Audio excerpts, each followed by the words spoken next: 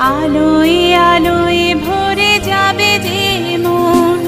হে ঈশ্বর তুমি রক্ষা করো, আমরা তোমারই লয়েছি শরণ।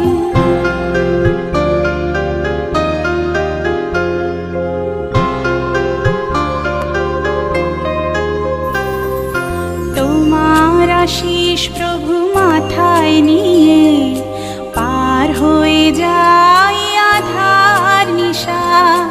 চরণ চিহ্ন তব স্মরণ করে আমরা যে পাই পথের দিশা।